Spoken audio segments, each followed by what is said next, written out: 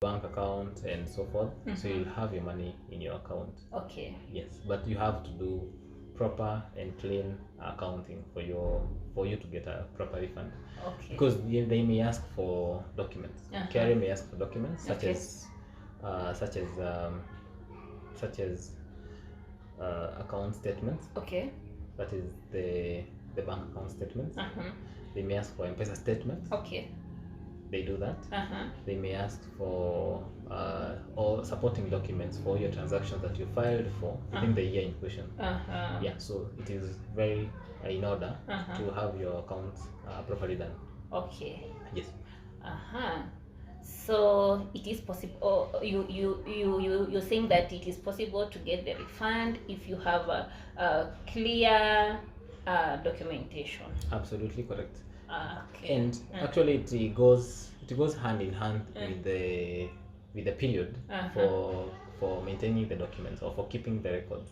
Okay. Because it is 5 years, you have to keep your accounting documents for at least a period of 5 years. Which after the 5 years period, you can archive your documents.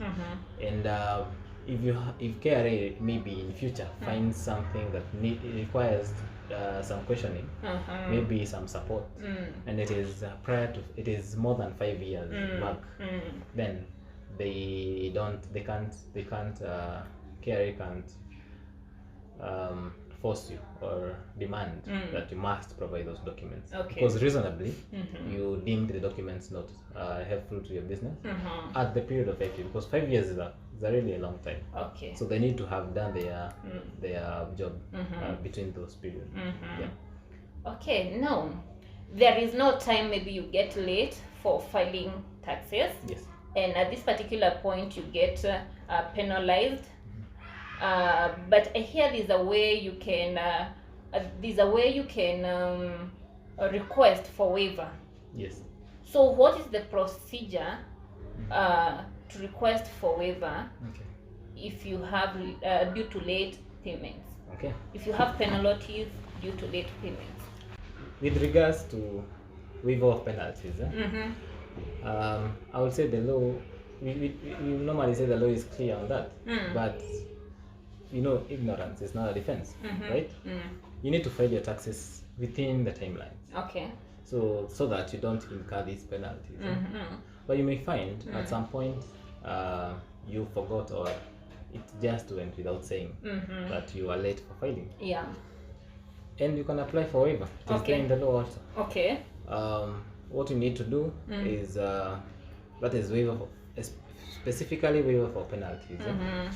You need to draft a letter addressing the commissioner or your account manager. And for the account manager, not your office account manager or your home account manager, it is your tax manager. Every person, every individual, if you have a PIN certificate, you have a tax manager. So your tax manager you need to address him or her. Then you will if the commissioner deems it fit that your reasons are enough to allow you getting a waiver, then you can get that. Okay. But then when you apply, since it is done on iTax, you'll get an acknowledgement receipt. Okay. Which after a period of time you will be called upon to give an account or to give supporting documents on why you were late for filing. Now that is not very possible to say that why was I late. Maybe you are, but there is no reason specific, because if you are out of the country. Even if you're out of the country, it can be done online. So you just go to your web browser and iTax, and there you go, for your returns. But it is doable. We have done it, and if you need also assistance to that, because you can find you have like pay as you earn obligation, which is filed monthly. For example, if you have a business or you are an employer, and you don't file the returns, maybe your business is not in operation, then you're penalized 10,000 every month. So if that goes for a long period, like 3 years, you'll find a lot of money. Yeah, it is. It's beyond 300,000. Sure. So you need to come. You can consult, and we can do the necessary arrangements. Okay. You can do the necessary applications, and you can see the right people, and you get your penalty waived as a whole. Yes. Or else, you can also apply for a payment plan. Let's say you can afford to raise 50% or 30% or whichever percentage of the penalty, then the commissioner can waive the remaining amount. Okay. But then you have to be faithful with regards to paying. Faithful is the key. Absolutely. If you fail to pay your remittals, maybe you had an arrangement of installments, maybe 10 months or 1 year, and then at any one point you decide to not proceed. Okay. Then you will not do that. You'll not get a penalty. Okay. Yeah. Okay. Most businesses, like all the businesses, are required to have compliance certificates. Yes. How do you get the compliance certificate? Okay. Compliance certificates. Once you have a compliance certificate, you know you are on the right channel. And before we proceed, yes, can you kindly first of all make us understand about what is this now we are calling the compliance certificate? Okay. Yeah. Compliance, as the word states, to comply. To comply with the law. Okay. And in this case, to comply with the tax law. So if you have a business and you have income and you have transaction, you have trade, yes, there are things that you must do. For example, if you have VAT, you need to issue ETRs, receipts, and all that. You need to file your returns.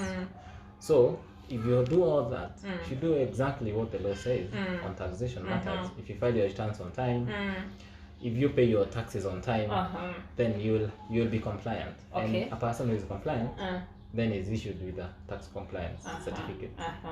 That means at that particular period when you're given that compliance, you have adhered to all the laws or to all the requirements in taxation. Okay. Yes. So you apply this on the iTax, or how do you get now the certificate? Yes. Most, if not all, processes are done online in the iTax portal. Okay. So for the tax compliance, is also in the iTax portal. And once you do that online, you'll be able to get it instantaneously if you are compliant. However, if you are not, then with regards to which matter or to why the reason as to why you're not able to get the TCC or the tax compliance certificate, then at that point you can be able to assess and see as to how can we assist so that you can get a tax compliance certificate. Because at some point you can also get a tax compliance certificate if you have liabilities. Okay. For example, if you have due taxes or you have penalties, at some point you can be able to get a tax compliance certificate. Okay. If you do the right applications and you state the rights, you give the right supporting documents, then you can be able to get a tax compliance. Okay. Yes. And there is I don't know whether to say people or individuals or businesses who are exempted from paying taxes. Yes. So who are they? And who are these people, individuals, businesses who, I'm not sure which word to use, that are exempted from paying taxes? Persons, I can say the law is lenient at some point. Okay. And especially the tax law, though it is very harsh on the other hand. Okay. And the persons with disability, for example, they're exempted from paying taxes. Okay. Yes. And the government can't know, or the Kenya Revenue Authority will not know that you are disabled, so that it can give you an exemption. Yes. So what you're required to do is make the necessary applications. Okay. Give the necessary supporting documents. Okay. And then you'll be exempted from paying taxes. Okay. Also businesses, they're exempted. Especially, for example, those who are doing business at the EPZ, that's the export processing zones. They get tax exemptions. Okay. But that is graduated with years. So trusts are also exempted. Okay.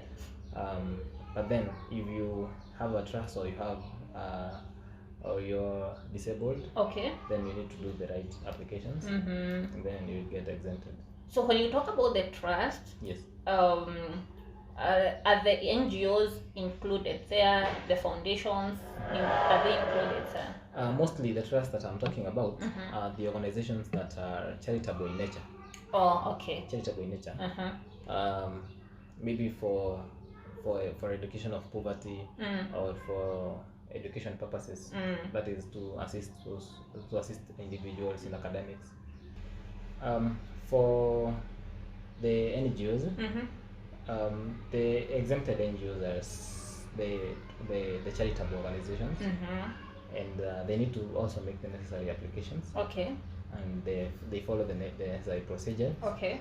And they do the necessary transactions. Okay. Because if they do transactions that attract taxation, then they will be taxed. Yes. Okay. But it's not cast on stone that all NGOs are exempted from paying tax. Yes. They're not. Okay. And there is tax avoidance. Yes. And tax evasion. Yes. Can you help us understand the difference of the two, the tax avoidance and the tax evasion? Okay. And I think this is our last question. All right. Yeah. So far so good. Yeah, so far so good, and I'm hoping that our viewers are really getting helped. Yes. Yeah. And we have really maybe answered most of the questions that that might arise. Okay.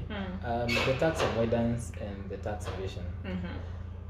This is something that that really is of importance. Because at one point you don't want to be at the bad side of the law or the negative side of the law. Okay. And you want always the law to favor you. So tax evasion is literal. If you can use simpler terms, literal running away from taxes. Okay. That they are due, they are liable, and as in you are liable, they are due. You are liable to pay those taxes, but you don't want to do that. Okay. Maybe you have VAT obligation, and you feel like I have sales and I don't want to pay VAT, so I'll do this. I'll sell without ETR, giving ETR receipts. Okay. So that is evasion. Point blank. That is like stealing from the government. They are due, but you don't want to do that. Okay. But tax avoidance, on the other hand, is coming up with a plan. Okay. That is legal.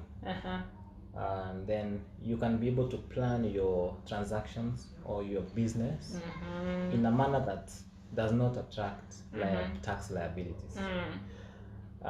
Maybe you have an international, a multinational organization or a multinational company.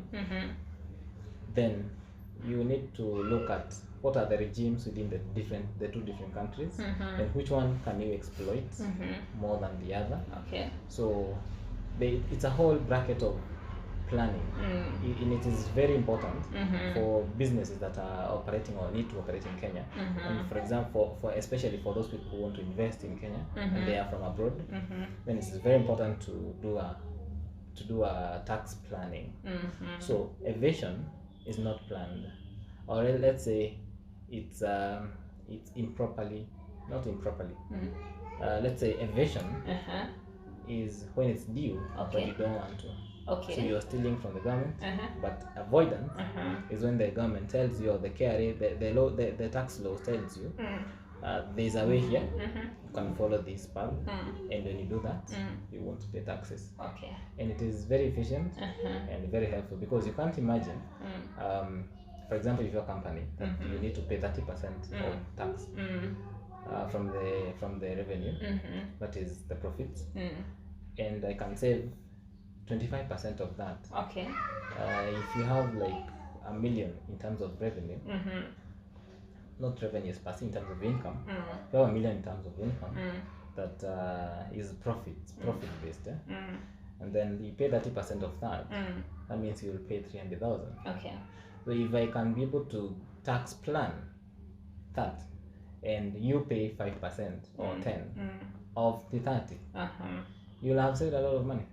So it is very essential to do a tax planning. Okay. But at the same time, try not to avoid. And not try, you can do a very nice tax planning, but at the same time, try not to evade.